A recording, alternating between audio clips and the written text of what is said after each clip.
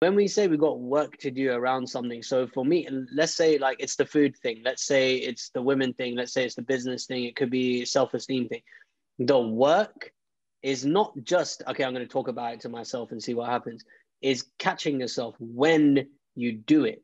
You can't, like, it's very hard to catch yourself before you do something. If you catch yourself after you do something. So for me, the ego thing, right? I talked about, it got this massive ego.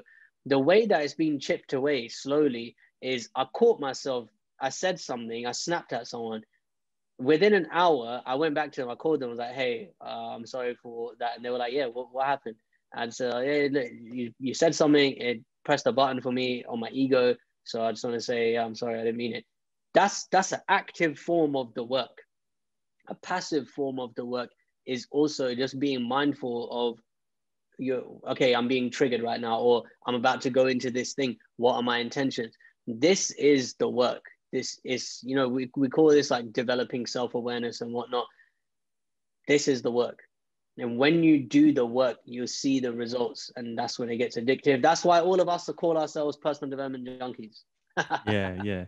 And I think as well, it's like if you're someone who when you say to yourself, I need to do the work, be it, whatever, business, relationships, if you're seeing that as a bad thing, then change the word you use. Don't use doing the work. Say, I need to be creative around this situation, or I need to have a bit more creativity here, or I need to, I'm trying to think of another word. I can't, all I've got is create in my mind, but change the word you're using for work and use a word that feels nicer to use.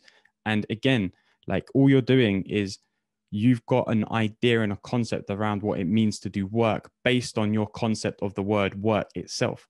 Because if you remove that word and the concept that you have and replace it with another one, it will make that process a little bit easier for you. And I think that's one of the things that I always kind of get in my mind is this idea of like something feeling like work and something feeling like fun.